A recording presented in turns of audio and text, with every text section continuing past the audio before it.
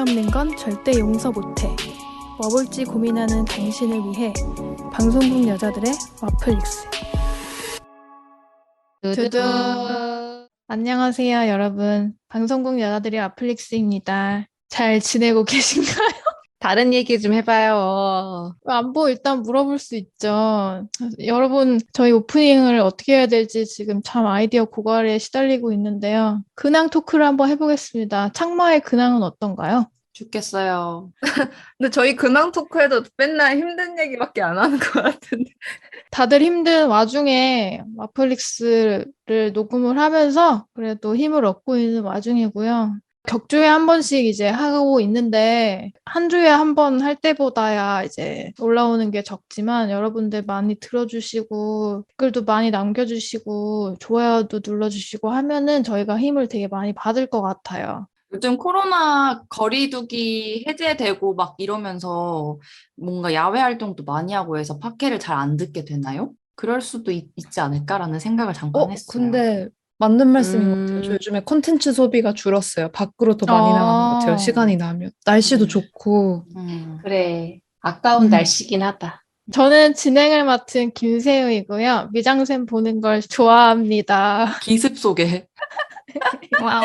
저는 창마고요. 스릴러 무서운 걸 좋아했는데 이제 별로 안 좋아하고 싶은 창마예요. 요새 사는 게 너무 왜요? 힘드니까 자꾸 보면 피폐해져서 그냥 요새 좀 재밌고 귀엽고 이런 것들 많이 찾아보고 있어요. 저는 로맨스와 판타지를 좋아하는 꽁치리인데 저도 근황 토크를 하자면 전 그나마 요즘에 와플릭스 녹음 덕분에 준비하는 콘텐츠만 본답니다. 정말 콘텐츠 볼 시간이 없어요. 응애. 응애. 저는 조조고요. 전체 관람가와 음악을 좋아합니다. 저는 잘 살고 있습니다. 띠르리 리로리로리리 형이라도 잘 살이 다행이구만요. 그 말에 한치 거짓도 없으렸다. 자, 오늘 즐겁게 녹음해 봅시다. 네. 즐거운데요? 네. 댓글을 또 읽어봐야죠. 저희의 힘. 제가 계속 제대로 읽고 있는 건지 모르겠는데 맞게 읽는 건지 좀 댓글 다시 남겨주세요. 마티아스 YI라고 제가 읽고 있습니다. 맞나요? 이번 에피도 잘 들었습니다. 라고 이제 오스카 특집을 듣고 댓글을 남겨주셨는데, 저희가 영화판 영화 4편을 다 보셨나 봐요. 그러니까 마음에 든 순서로 줄을 세워보셨는데, 드라이브 마이 카가 1등이고, 그 다음이 파워 오브 도그, 그 다음이 루카, 마지막이 나이트메어 엘리입니다. 말씀을 해주셨고, 하마구치 류스케 감독에 대한 얘기 좀 하고 가셨는데, 해피아워 영화를 보셨나봐요. 5시간짜리인데 전혀 지루하지 않았다. 와. 그리고 우연과 상상이라는 최근에 또 영화가 개봉했는데, 이 영화가 이 감독의 필모 중 최고였다라고 남겨주셨네요. 오, 궁금하다. 궁금해. 파워 오브 도그는 가능한 큰 TV로 보시길 이렇게 추천을 해주셨었고, 루카 같은 경우는 그 왜 픽사가 기술력 자랑하려고 털에 집착을 하는 경향이 있는데, 이번엔 비닐을 또 추가했다라고 이제 말씀을 해주셨네요. 그리고 나이트메어 엘리는 1947년에 만들어진 영화가 또 있대요. 같은 소설 원작으로. 근데 이것도 되게 재밌게 보셨다고 볼 기회 있다면 한번 보시길 권해드립니다. 라고 남겨주셨습니다. 돌돌님이 또 오늘도 듣다가 중단하네요라고 댓글을 또 길게 정성스럽게 남겨주셨고요. 드라이브 마이크를 안 보셨나 봐요. 보고 다시 듣는다고 하셨네요. 루카를 너무나 재미나게 봤다고 아예 예이! 돌돌님 가족님이 픽사 애니 나오면 꼭 극장에 같이 가곤 했다. 대신에 이제 코로나 때문에 이젠 집에서 팝콘 튀겨서 콜라 마시면서 극장 기분 내셨다고 하네요. 너무 좋았겠어요, 이거. 너무 귀여운 문화다, 진짜. 되게 마음이 벅차오르는 영화였다라고 했고, 오스카 영화들 많이 보셨나 봐요. 다 이제 한 줄씩 코멘트를 남겨주셨네요. 파워 오브 도그도 되게 돌돌님도 사전 정보 없이 보고서 엄청 놀라셨나 봐요. 엄청 좋았다고 꼭 보시라고 하셨고, 언제 보나. 그리고 창마님한테 언제 한번 공포 영화 걸작들 엮어주세요 하고 요청을 하고 가셨네요. 여름에 특집으로 하면은 하죠. 좋아요. 네. 그리고 까날님이 또 오스카 특집에 1000개씨를 후원을 해주셨고, 감사합니다. 저희 애플 팟캐스트에 또 소중한 리뷰가 올라와서 팟도너님이 두 귀여워. 번째 정주행 완료라고. 오? 세상에. 세상에. 이게 리뷰를 한 번만 달 수 있나 봐요. 그래서 아, 기회를 아끼고 아끼다 이제야 글을 남깁니다. 어머, 세상에, 진짜? 세상에. 어머. 팟도너님은 처음에는 이제 팟도너님이 좋아할 만한 회차만 위주로 골라 들었다가 어느덧 전부 다 들어버리셨대요. 와. 그래서 모두 정주행을 했고 원래 공포나 좀비물 뭐 스릴러 작품들 약간 무서워 하시는 것 같은데 찔끔 재생해보기도 했다. 새로운 회차 기다리기가 너무 힘들지만 그래도 여전히 현재 진행형이라 너무 다행이에요. 위시리스트도 빵빵해졌고 장르의 폭이 한결 넓어졌다고 너무 감사하다고 앞으로 잘 부탁드린다고 세상에. 남겨주셨어요. 잘 부탁드려요. 네, 저희 잘 부탁드리고 정성스러운 리뷰 감사합니다. 팟도너님. 이번 화는 저희 4명이 4가지 영업을 하는 화인데요. 저희가 저번에 닥터 스트레인지 2를 보고 얘기를 나눴었는데요. 그 대혼돈의 멀티버스를 보고 저희가 되게 느낀 바가 많아서 이번 주제를 정해봤어요. 바로 꿈과 대혼돈 특집입니다. 이 주제에 맞는 영화가 또 은근히 많거든요. 그래서 재밌는 영화들 영업해보자 이렇게 정해봤습니다. 나 또 키워드 하나씩 얘기를 해볼까요? 드림 워킹. 뭐야? 어잉? 뭐야, 저도 드림 워킹인데? 그렇다면. 근데 그 멀티버스 그 개념에서 드림 워킹이라기보다는 드림 워킹 그 단어 자체다. 음흠. 저는 정했어요. 원조. 원조 맛집? 원조 맛집. 꿈 관련한? 오. 네. 냠냠굿. 전 해몽. 해몽. 해몽. 저는 기억. 기억. 기억이요. 네. 자, 처음에는 드림 워킹으로 가보겠습니다. 예, 제가 가져온 영화는요, 바닐라 스카이입니다. 이거 되게 유명한 영화 아니에요? 유명해요? 그거 네. 꿈과 관련된 영화 검색하면 제일 위에 나오는 영화. 제일 아, 위에 나온 진짜요? 거 고르신 거 아니에요? 아니에요, 그건 인셉션 아닌가요? 인셉션 다다음쯤에 있다고요? 인셉션은 좀 저 그렇게 유명한지 몰랐어요. 제가 별로 안 들어봐서 MZ 세대라 그럴 수도 있어요. 저는 그렇게 유명한지 몰랐는데, 왓챠에서 보니까 후기 18명이 적었네요. 18만 명. 10,000명? 그럼 이 들으시는 분들도 아마 많이 보셨을 것 같은데, 어쩌겠어요? 이미 가져왔는데.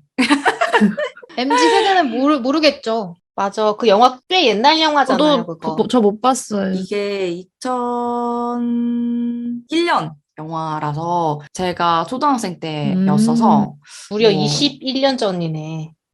네, 영업을 하자면 이것은 카메론 크로우 감독이 연출한 영화고요. 주인공은 탐 크루즈가 나옵니다. 무려 20년 전에 톰 크루즈를 볼 수 있습니다.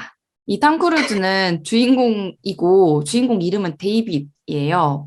근데 이게 영화가 저는 보고 느낀 게 일부러 안 찾아봤거든요. 안 찾아보고 봤었는데 안 찾아보고 안 듣고 보는 게 훨씬 이 재미를 좀 배가시키는 것 같아요. 그래서 이거 지금 왓챠에서 보실 수 있고요. 그래서 줄거리를 좀 어디서든 나와 있는 그 내용들 줄거리로 간단하게 설명을 드리려고 합니다. 톰 크루즈는 데이빗이죠. 데이빗은 엄청 잘생겼는데 엄청 부자예요. 어린데도. 왜냐면은 아빠가 엄청 큰 글로벌 잡지사를 하셨는데, 대표였는데, 좀 일찍 돌아가시면서 이거를 물려받았거든요. 그래서 그걸 운영하는 대표예요. 인생이 항상 즐거워요. 돈도 많지? 아침에 일어나서 거울 볼 때마다 웃는데 그 모습이 자기 얼굴을 보고 기분이 좋아 보이는 그 표정이 너무 드러나요. 그 표정 알죠? 약간 미국 리액션 같은. 심취했어요? 약간 심취한 그 얼굴이 보여. 그래서 얼마나 행복하겠어. 돈도 많고. 게다가 이제 연애도 별로 진지하게 안 해가지고 그 FWB라고 하죠. 프렌드 위드 베네핏 있잖아요. 그런 것들을 하는데 그 대상이 엄청 예쁜 모델이고 그 예쁜 모델 누군지 아세요? 카메론 디아즈.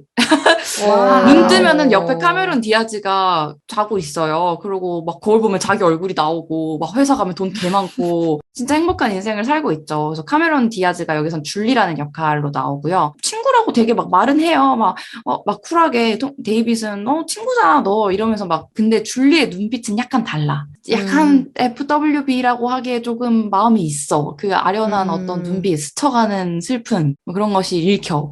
그래서 하여튼 뭐 인생을 즐기는 데이빗이 아무튼 있다. 어느 날 자신의 생파를 크게 열어요. 으리으리한 대저택에서. 그래서 막 사람들이 엄청 모여요. 근데 거기서 그 데이빗도 엄청 친한 베스트 프렌드가 있어요. 남자인 친구인데 이 베스트 프렌드가 이제 당연히 파티에 왔겠죠? 근데 오면서 뭐 자기가 좀 호감이 있는 여자가 있어서 같이 데리고 왔다.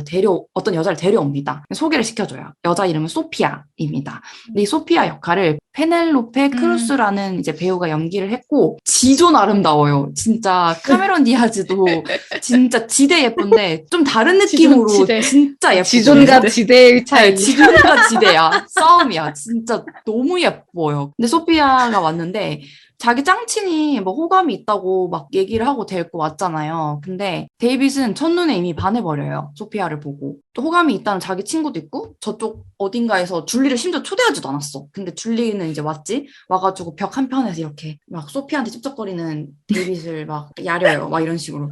그러니까 막 그런 게 있어. 오늘 단어 선택이 왜 이렇게 재밌지?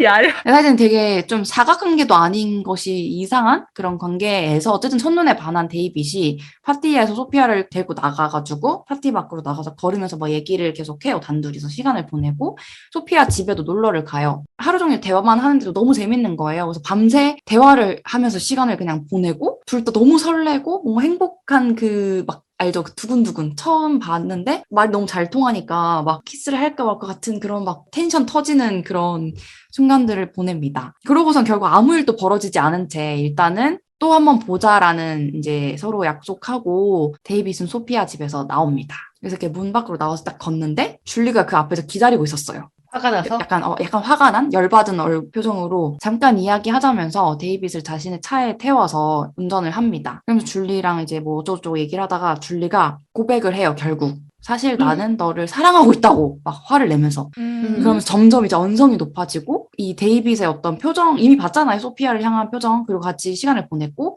데이빗도 여기서 되게 우물쭈물하면서 그걸 본 줄리는 이제 점점 안 좋아지죠, 상태가. 언성이 높아지고 집착을 하는 말들을 내뱉기 시작하고 그런 데이빗을 보면서 점점 더 화가 나서 뭐지 옛날 드라마 중에 소지섭 나오는 거 있잖아요. 뭐 나랑 밥 먹을래? 약간 이런 느낌처럼 엑셀을 겁나 밟기 시작해요. 예, 진짜 부항 이러고 데이빗이 우리 얘기 좀 해. 아니야, 나도 뭐 널 사랑하는 것 같아. 막 이렇게 얘기를 하지만 이미 정신이 나간 이 줄리는 엑셀을 그냥 밟고 육교 같은 한가운데서 그냥 차가 그냥 떨어져 버려요. 떨어져서 밑에 박살나고 다 그냥 터지고 결국 줄리는 그 자리에서 사망을 했고 데이빗은 겨우겨우 살아남아요. 근데 턱뼈가 무슨 수십 조각으로 이제 박살이 나고 뭐 팔 당연히 부러지고 다리 부러지고 뭐 만신창이가 되죠. 그래서 몇 번의 대수술을 했지만 결국 얼굴이 완전히 망가져 버려요. 그 잘생긴 얼굴이. 톰 크루즈였잖아요. 아침마다 자신의 얼굴을 확인하며 만족의 웃음을 짓던 그 톰 크루즈의 얼굴이 모두 망가져 버리고 수술을 했지만 사실상 원상복귀 할 수 없고 그냥 길거리를 가면 사람들이 다 쳐다보고 수근수근 거리고 피할 정도의 이제 얼굴이 된 거죠. 그러면서 이제 데이빗의 인생이 완전히 달라집니다. 근데 이게 달라진 얼굴 때문에 인생이 달라진 것도 있지만 이것 외에도 데이빗 주변에서 갑자기 이상한 일들이 뭔가 생기기 시작해요. 뭔가 설명하기 어려운 현상과. 근데 그 현상이 생겼을 때 여기서 꿈이라는 게 굉장히 중요한 소재로 나오는데요. 영화 처음 시작할 때부터 사실 꿈이랑 현실이랑 계속 반복되면서 나와요. 그러면서 연출이 이게 꿈인지 뭐 현실인지 약간 잘 모르게 연출이 되게 되다 보니까 이 영화의 전반적인 기괴함 같은 거를 되게 잘 살려주고 되게 중요한 장치로서도 역할을 합니다. 이 영화의 장점은 되게 앞에는 로맨스 장르 같거든요. 엄청 달달하고 근데 뒤로 가면 갑자기 어느 순간 영화가 이제 약간 1부, 2부처럼 나뉘어지면서 스릴러가 시작되고 되게 기괴하고 무섭고 알 수 없고 그래서 되게 한 영화를 보지만 되게 두 가지 장르를 맛보는 것 같은 그런 장점이 있고요. 두 번째는 이게 대사가 진짜 좋은 게 많아요. 되게 유명하거든요. 바닐라 스카이 뭐 대사 치면은 엄청 많이 나오는데 이게 뭔가 인생에 대한 그런 명대사 같은 게 되게 많이 나와요. 그래서 한 번쯤은 다시 생각해 보게 되고 왜 어디 메모에다가 저장해 놓고 기억하고 싶고 막 그런 대사들이 많이 나와서 그런 것도 되게 찾는 재미가 있고요. 여기까지만 할게요. 더 이상 얘기를 하면은 너무 영화에 대해서 많이 보여주는 게 돼버려서 그래서 이 영화를 어떤 분들이 좋아할까 생각을 해봤을 때 약간 인생이라던가 사람 관계라던가 뭔가 인생의 기회, 순간 이런 것들에 대해서 좀 생각해 볼 수 있게 하는 영화라서 그런 류를 좋아하시는 분들은 많이 좋아하실 것 같아요. 다 안 본 건가요, 그러면? 저희? 안 아마 봤어요. 유명하지만 저도 안 봤어요. 안 본 사람들이 이렇게나 많다. 제목부터 맨날 바닐라 스카이 대체 무슨 뜻이야? 이 생각만 맞아. 했던 것 같아요. 아예 유추가 안 돼서. 보고 나면 알 수 있어요. 근데 보기 전에 얘기해 줄 수 있는 건 이거는 모네 있잖아요. 화가. 모네 작품들 중에서 어떤 작품이 있어요. 근데 그 작품이 약간 노을 지는 그런 일출을 되게 부드러운 느낌으로 그림을 그린 게 있는데 그걸 두고 사람들이 이제 바닐라 스카이다. 바닐라 색의 어떤 스카이다라고 해서 아, 약간 별칭처럼 붙였던 게 있는데 그 영화에서 나와요. 그 그림이 네. 어디서 볼 수 있어요? 이거 왓챠에서 볼 수 있어요.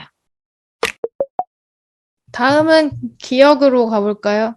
네, 그러면 제 키워드 기억이었는데요. 제가 원래 하고 싶었던 걸 이미 다 하셨더라고요. 저는 또 약간 닥스처럼 꿈속을 통해서 다른 곳으로 가는 얘기들을 먼저 찾아봤었는데, 센주니페로도 이미 하셨고, 소스 코드도 이미 하셨고, 그래서 그거 두 개로 막 준비하고 있었는데 검색해보니까 있길래, 어떡하지 하다가 아예 다른 걸 갖고 왔어요. 그래서 저는 오늘 마담 프루스트의 비밀 정원을 가지고 왔거든요. 이거는 이제 좀 다른 느낌의 꿈 얘기인데요. 그래도 이게 저한테 아주 잘 맞는 영화인 게 전체 관람가고 음악이 진짜 좋은 영화입니다. 왓챠에서 볼 수 있으시고요. 2013년 영화고 프랑스 영화예요. 많이 보셨을 것 같은데 이것도 워낙 유명해서 봤어요. 그래. 안 보셨어요?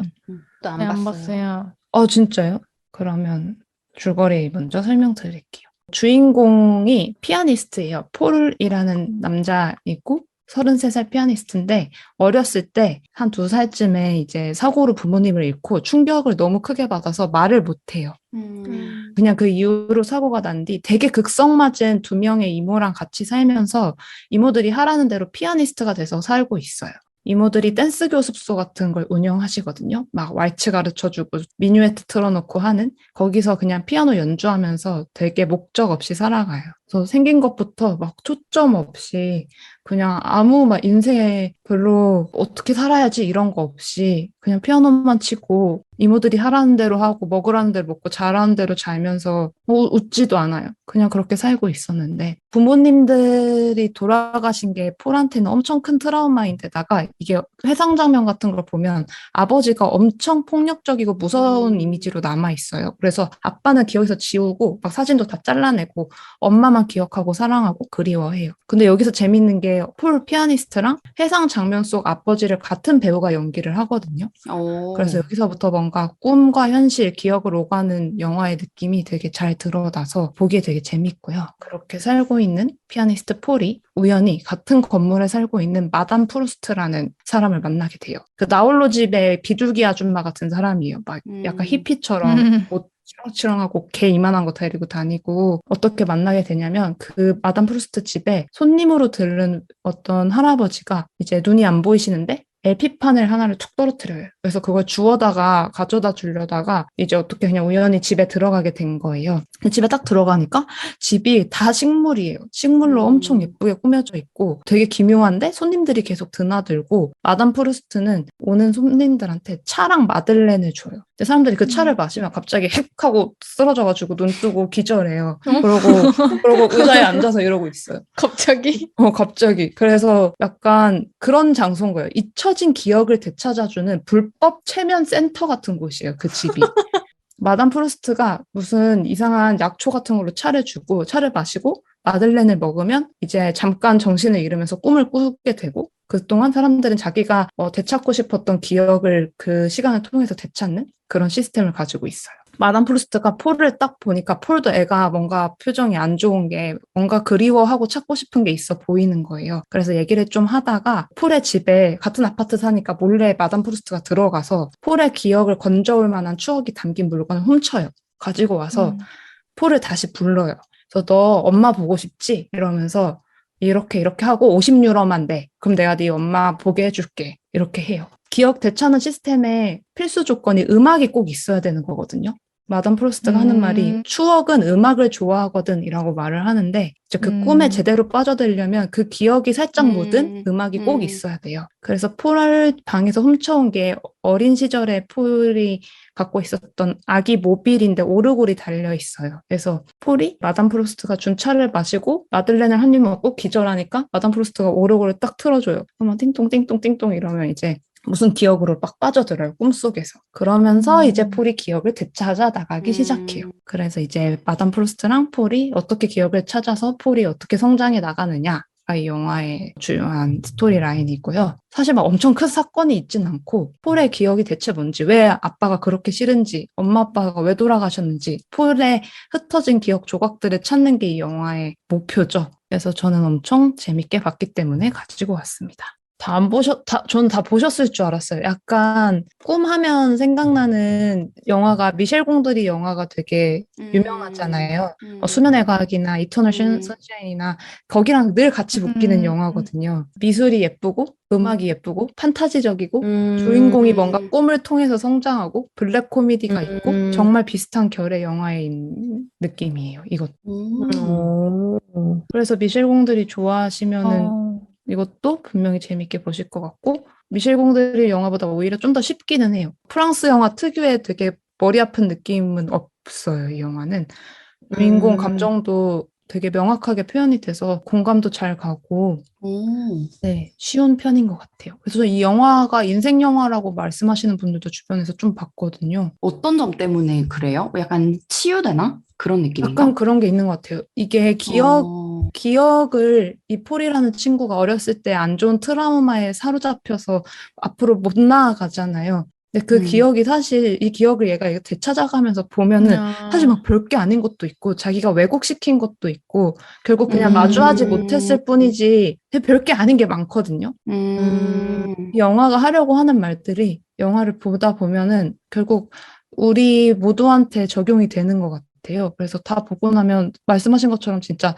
치유받은 느낌? 그래서 리뷰 보면 나도 내 인생을 살아야지 이런 거 엄청 많아요. 이 영화에 명대사가 네 인생을 살아라거든요.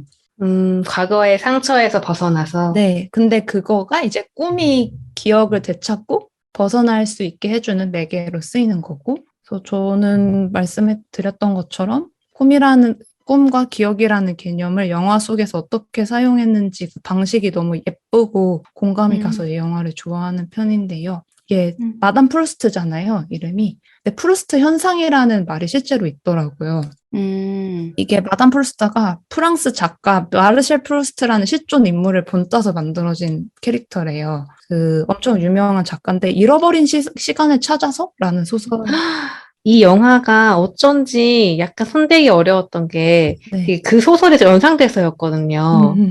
그게 소설이 엄청나게 길다고 맞아요. 저는 알고 어렵대요. 있는데 엄청 길고 어렵고 약간 딱 프랑스 그런 철학 서적 같은 그런 벽이 좀 있는 책이라고 알고 있어서 왠지 이 영화도 그런가? 라고 생각해서 약간 못 봤었어요. 엄청 어려운 소설이라고 하더라고요. 다들 한 50페이지 이상 잘 못 읽는? 근데 저는 아예 모르고 봤어서 다 보고 나서 알았는데 그 소설에서도 주인공이 홍차에 적신 마들렌을 딱 먹으려다 냄새를 맡고 어떤 기억을 회상한대요. 그래서 그걸 프루스트, 냄새를 맡으면 장기 기억이 되살아나는 걸 프루스트 현상이라고 아예 과학적으로 이름을 붙였더라고요. 너무 유명하다 보니까. 그 짱구 어른 제국의 역습 있잖아요. 거기서도 어른들이 추억의 냄새 맡고 악당한테 꼬셔지는 게 이 현상을 차용한 거고 되게 여기서부터 본따와서 쓴 작품들이 많더라고요. 냄새랑 음악 이게 진짜 큰 것 같아요. 맞아요. 맞아. 그래서 여기서 뭔가 냄새나 음악이나 뭔가 그런 예전 기억이 좀 묻어있는 걸 통해서 내 무의식을 깨우고 꿈을 꾸고 그래서 내가 잊었던 거를 아니면 잊고 싶었던 거를 되찾는다는 설정이 너무 재밌었어요. 동화 같고. 막 좋은 것만 남겨져 있는 게 아니니까 보면서 또 저한테 적용시켜서 생각도 많이 하게 되고 그래서 너무 좋았고요. 아까 말씀드렸던 것처럼 음악도 되게 좋은 영화인데요. 이게 약간 뮤지컬 영화스러운 부분이 있어서 주인공이 피아니스트니까 클래식 연주곡, 왈츠, 가곡은 당연히 나오고 샹송, 프랑스 영화니까 너무 예쁜 샹송 많이 나오고 음악이 이제 폴이 현실이랑 꿈 왔다 갔다 할 때 막 제멋대로 떠오르는 기억을 음악으로 표현해요. 미셸 공돌이스러운 부분이 그런 부분들인데요. 막 갑자기 개구리들이 나와서 음악을 연주한다든지 어린 시절에 무슨 장면을 상상했는데 사람들이 막 두비두박 하면서 나와가지고 막 노래하고 막 춤춰주고 막 이런 장면들이 나오는데 그게 되게 꿈스러우면서도 저희도 막 그런 꿈 꾸잖아요. 네, 맞아. 너무 공감도 가고 그림도 너무 예쁘고 또 폴의 테마곡이 폴의 왈츠라는 곡이 있는데 그건 저도 영화 처음 봤을 때부터 지금까지 종종 듣거든요. 진짜 좋은 곡이고 또 마담 프루스트가 우쿨렐레 연주하는데 그것도 너무 좋고 음악들을 통해서 저도 이 영화를 기억할 수 있게 되는 것 같아요. 이제 그 음악엔 이 영화가 묻은 거죠. 너무 음악도 좋고 그래서 뭔가 편안하게 볼 수 있는 좀 힐링할 수 있는 영화가 아닐까. 그래서 닥스가 말하는 꿈이랑은 다르지만 내 꿈을 좀 편안하게 다가가고 싶다면 이 영화를 보시는 거를 추천하고 싶었습니다. 좋네요. 뭔가 닥스로 인해 혼돈스러웠던 마음이 이야기만 들어도 약간 힐링되는 기분이야. 너무 좋아요. 따뜻하고.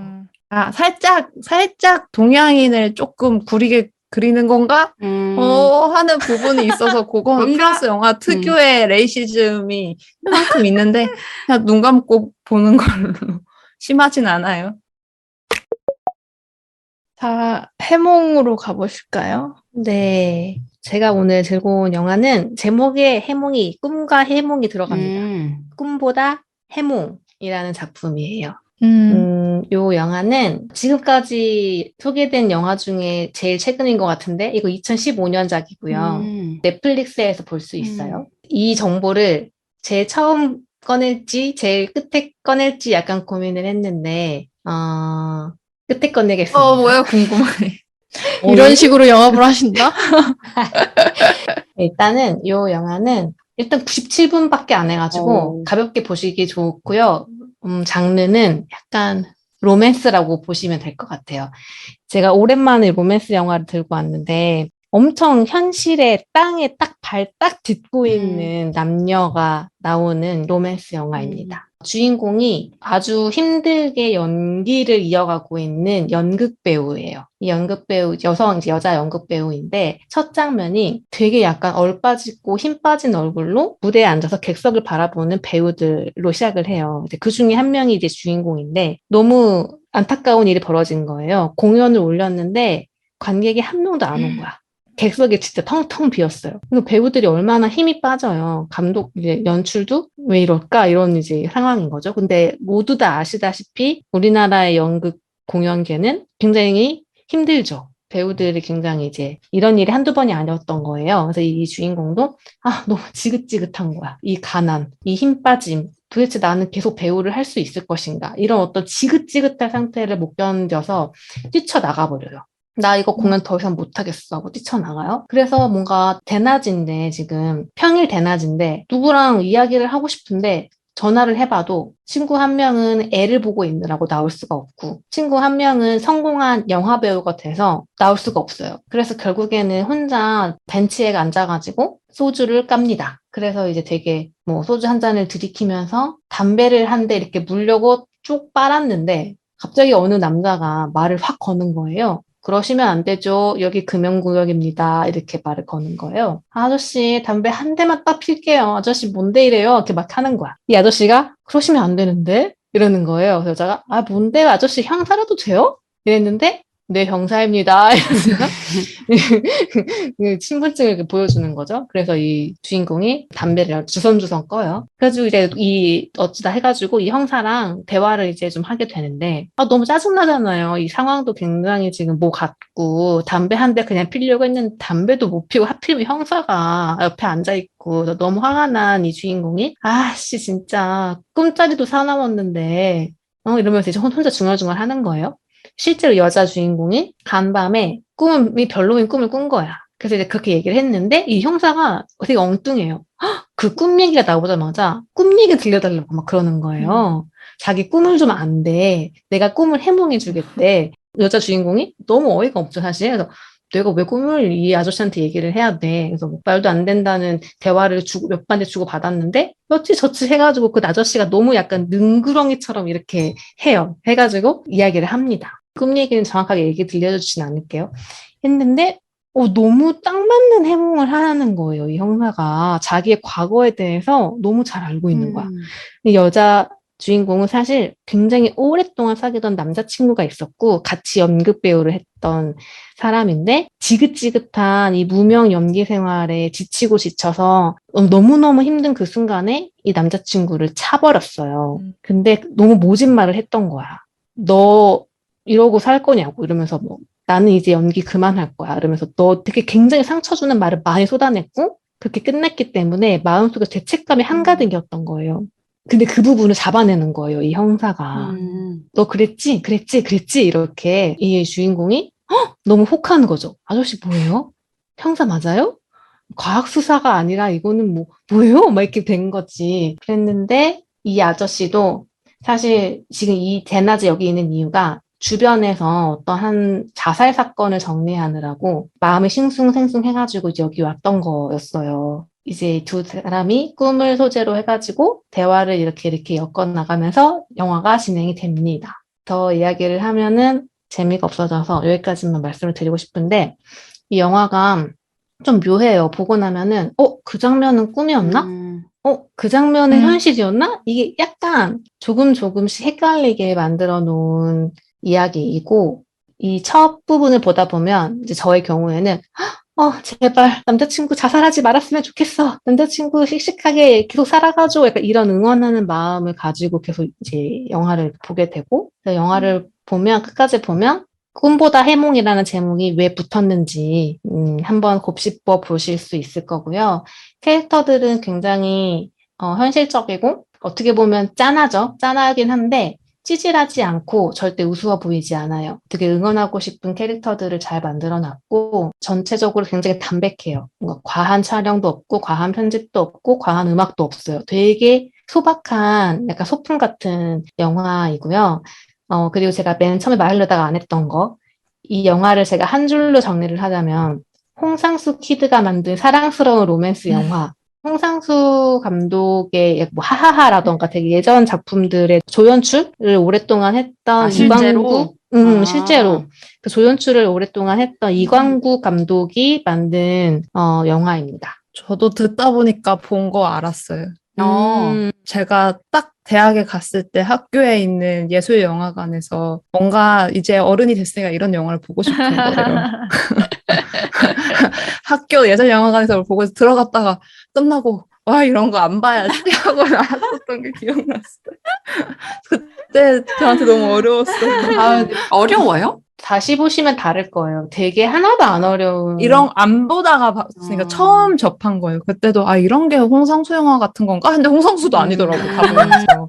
근데 지금 보면 이제 좀 다르겠죠. 그게 너무 다르실 옛날이라서. 거예요. 저는 홍상수 영화들을 사실 좀 많이 봤었거든요. 좋아하는 것들도 몇 개 있는데 특유의 그 재밌는 분위기가 있잖아요. 약간 되게 그냥 진짜 오늘 내일 나한테도 있었을 것 같은 그런 것들, 에피소드를 되게 재밌게 이야기로 만드는 그런 게 되게 재밌었는데 그러니까 그런 거를 홍상수 감독이 아닌 뭔가 더 젊고 조금 더 좀 다른 감성을 가진 사람이 만든다면 이렇게도 할 수 있구나라는 생각을 하실 수 있을 거고 저는 무엇보다 되게 귀여운 로맨스 영화를 오랜만에 봐서 기분이 좋았던 것 같아요. 네, 가볍게 보시면 될 것 같습니다. 배우들은 혹시 누구예요? 배우는 그 여자 주인공은 신동미 배우가 했고요. 그 형사 역할을 유준상 배우가 더 홍상수 영화 같겠다. 같이 작업했던 신분이 있나 봐요. 이런 거 궁금한 게 어쨌든 홍상수 감독의 조연출로 오래 일했던 사람이 자신의 영화를 만든다고 했을 때 이렇게 그냥 듣기로는 되게 비슷한 느낌이 있는데 그 안에서도 분명히 다른 뭔가를 하려고 했을 거잖아요. 그 포인트가 뭔지를 뭔가 찾아보는 게 되게 재밌을 것 같아요, 볼 때. 엄청 달라요. 그러니까 그 형식은 비슷한데 캐릭터들을 어떻게 쓰는지가 좀 다른 것 같아요. 제가 느끼기에는. 감성이 달라요, 감성이. 네, 마지막으로 제가 하겠습니다. 저는 진짜 이 꿈과 대운동과 찰떡인 걸 가져왔고요. 제가 원조라고 이제 키워드 했는데 약간 과장을 한 거긴 해요. 근데 아무튼 되게 중요한, 그러니까 꿈이라는 소재에서 되게 중요한 작품이라고 생각을 해서 그렇게 붙여본 거고요. 제목은 파프리카라는 일본 애니메이션이에요. 혹시 보신 분 있어요? 안 봤어요. 안 봤어요. 네. 보고 싶었어요.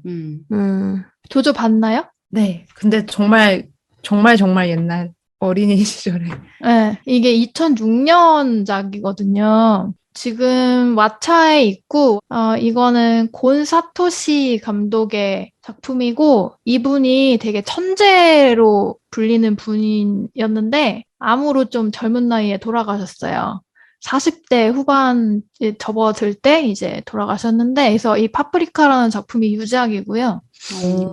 네, 되게 지금까지 안타까워하는 팬들이 되게 많아요. 되게 일상하고 환상이 섞이는 이야기들을 되게 주로 다루고 표현을 하는 감독인데 연출이 굉장히 천재적이고 또 이런 걸 되게 멋진 미장센으로 표현하는 걸로 유명한 감독이었고요. 그러니까 이것도 약간 과장하면은 곤 사토시 이후에 이런 주제의 영화는 다 이 감독을 참고하고 영향을 받지 않았을까? 이런 생각이 들 정도로. 원조 맞네요. 그러게, 네. 원조네. 그래서 저도 이때 이거 처음 보고 이게 애니메이션이라는 매체를 굉장히 잘 살리면서도 되게 화려하고 감각적인 연출이 너무 좋고 충격받아서 되게 여러 번 봤었어요. 또 어린 나이에 그런 걸 보니까 그러니까 충격이 확 와가지고 지금 다시 보니까 옛날에 봤던 충격은 이제는 없고요. 그리고 사실 이제 이런 연출이 이제 많으니까 지금 이제 새로 보시는 분들은 그 정도는 아닌데? 이렇게 하실 수도 있을 것 같기는 한데 그래도 되게 좋은 작품이라서 가져왔고요. 이게 환상이 뒤섞이는 내용은 좀 처음에는 이야기 진행을 확 이야기가 어렵잖아요. 이것도 약간 처음에는 그래요. 제가 또 줄거리 설명도 드릴 거고 또 뭐 요새 뭐 인셉션이나 뭐 이런 것들 되게 어려운 뭔 내용인지 모르겠는 것도 이런 거 많이 나왔으니까 이제 적응이 되지 않았을까 하는 생각을 하면서 줄거리를 좀 말씀드려 볼게요. 이야기는 일본의 어떤 정신에 대해서 연구하는 연구소가 하나 있어요. 거기에서 어떤 개발 중이던 장치들이 도난을 당하면서 이제 시작을 하는데 이 장치가 뭐냐면 DC 미니라는 장치고 이 기계가 이렇게 장치 머리에 끼는 기계인데 이거를 끼고서 잠이 들어서 꿈을 꾸면은 이게 이렇게 연결이 돼가지고 이 사람의 꿈이 모니터로 확인이 가능한 거예요. 꿈을 공유를 할 수가 있는 장치인 거예요. 그 모니터로 이 사람이 어떤 꿈을 꾸고 있는지가 다 이게 시각적으로 보이고 이 장치끼리 연결을 또 그러니까 다른 사람이 장치를 끼고 자면은 꿈을 공유할 수가 있어요. 꿈속에 들어갈 수가 있는 거야.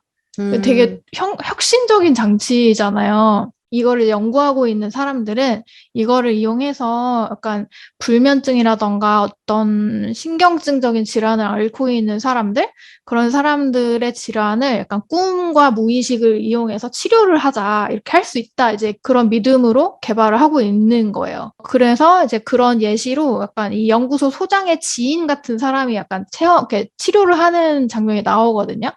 네, 이 사람은 이제 형사고 불면증을 앓고 있대요. 근데 불면증의 원인이 뭔지 몰라서 이 기계를 사용해가지고 이제 원인이 뭘까 꿈을 이제 좀 뒤져보면서 알아내는 건데 이 꿈속에서 그런 단서를 찾고 치료를 하는 과정은 그 파프리카라고 불리는 약간 정체가 뭔지 모를 약간 신비한 여자가 이제 꿈속으로 들어가서 그런 걸 찾아내는 거예요. 근데 이 파프리카가 이 꿈속을 되게 능수능란 막 자유자재로 넘나들면서 이렇게 단서를 막 이렇게 막 찾고 그 형사를 도와서 막 이렇게 하기도 하는 뭐 그런 장면이 나오거든요.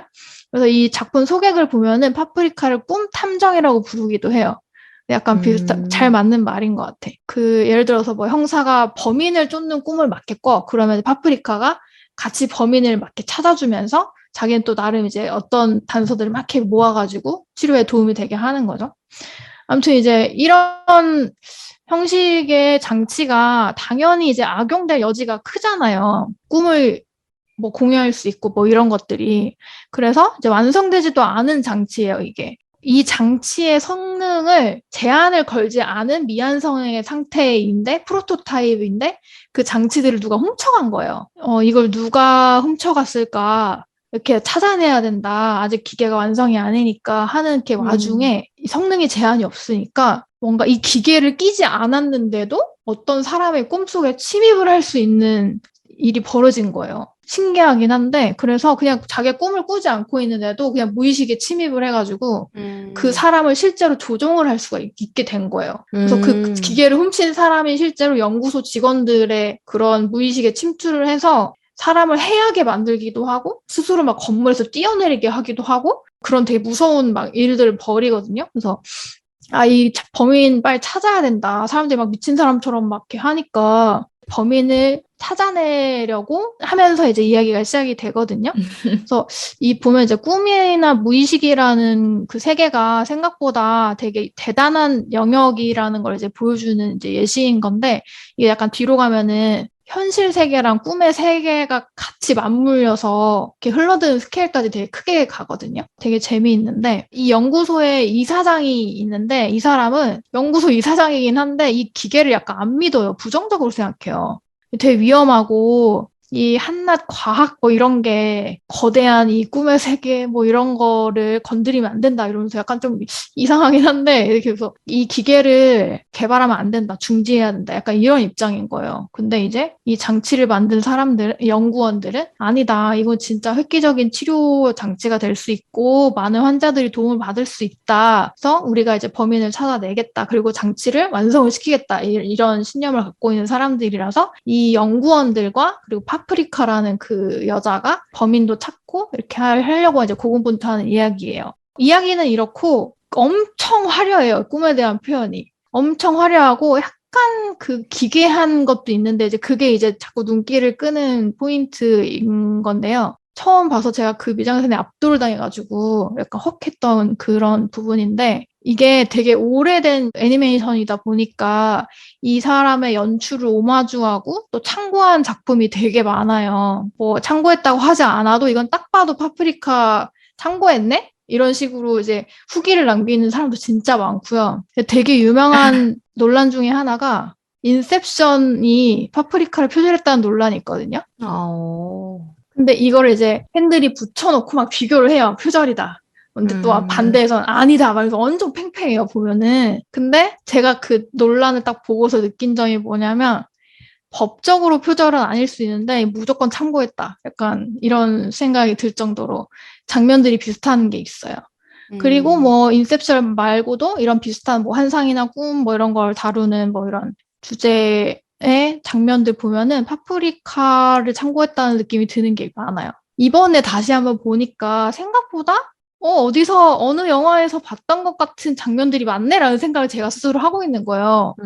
그래서 그만큼 좀 어떤 시각적 연출 방법에 있어서 좀 방점 같은 걸 하나 찍은 작품이 아니었나? 이런 생각을 또 새로 해봤던 애니메이션이고, 그러니까 이게 여기에 등장하는 등장인물들의 꿈속이 다 약간 조금씩 다른데 특성에 따라서 이제 그걸 이제 체험하는 재미가 되게 있거든요, 시각적으로. 그래서 예를 들어서 아까 처음에 말한 형사 같은 사람은 원래는 형사를 하려는 게 아니라 영화를 찍고 싶었던 사람이었던 거예요. 그래서 꿈을 꾸면은 어떤 장르 영화들로 막 짜깁기가 돼 있거든요. 그래서 컷이 바뀌면 이런 영화로 바뀌고 막 갑자기 극장들이 즐비한 뭐 극장가 이런 데가 나오기도 하고 이런 식으로. 그래서 형사 본인이 약간 자기가 주인공인 것처럼 활약하는 꿈, 막 타잔 막 타고 다니는데 막 자기가 주인공이고 거기에 파프리카가 제인처럼 안겨가지고 같이 막 꿈을 진행시키고 막 이런 되게 화려한 연출이 되게 많아요. 또 하나는 되게 인형 수집을 하는 오타쿠 같은 사람이 있는데 그 사람의 꿈에 들어갔더니 되게 기괴한 인형들이 도시에서 엄청 막 퍼레이드를 엄청 화려하게 하고 있어. 거기를 또 막 이렇게 다니면서 단서를 찾고 이런 것들인데 이제 그 이미지들이 엄청나게 좋은 거죠. 그래서 이 파프리카라는 되게 신비한 사람이 꿈속 차원을 되게 넘나드는 그런 방식도 되게 연출이 재밌고 저는 이거 닥스 그때 저번에 우리 얘기하고서 다시 보니까 원래 닥스나 완다 같은 사람이 손으로 막 이렇게 막 멋있게 막 다 해내는 막 그런 게 쾌감이 있잖아요. 보고 있으면. 근데 파프리카 같은 경우도 꿈속을 되게 자유자재로 넘나드는 그런 걸 볼 때 쾌감이 좀 있어요. 막 여기저기 뛰어들고 막 그림에도 뛰어들고 막 이렇게 난리를 치는데 어떤 2천, 3천 이런 거를 애니메이션은 사실 모든 거를 표현할 수 있는 매체니까 그리고 진짜 엄청 화려하게 잘하거든요. 그래서 그게 되게 눈요기가 되게 잘 되는 작품입니다. 그래서 이게 2006년이니까 되게 오래된 거긴 하잖아요. 저도 이제 한동안 안 보다가 이번에 다시 보니까 느낀 점이 이게 또 약간 오래된 거긴 하구나. 이런 점은 있어요. 이게 일단 15세 관람가고요. 2000년대 초반에 볼 법한 일본 애니메이션에서 여자 누드 뭐 나올 수도 있고 근데 약간 지금 보면 왜 여기 여자 누드가 나와야 되지? 약간 이렇게 의문을 가지는 뭐 이런 그런 정도. 그래서 그건 감안할 정도인 것 같고요. 러닝 타임은 90분밖에 안 해요. 그리고 되게 전개 빠른 편이에요. 줄거리를 조금 인지를 안 하면은 뭔 소리 하는 거야 싶을 정도로 좀 휙휙 지나가긴 하는데 되게 짧게 가볍게 즐길 수 있고요. 진짜 꿈하고 대혼돈과 딱 걸맞는 작품이고 이게 또 퀄리티도 되게 좋아요. 이 감독 작품의 작화가 되게 멋있고 좋은 걸로 또 유명해서 2D 애니메이션 좋아하시는 분들, 안 보신 분들 있으면 꼭 한번 보시면 좋을 것 같고요. 이 감독의 모든 작품이 다 꿈이나 약간 환상?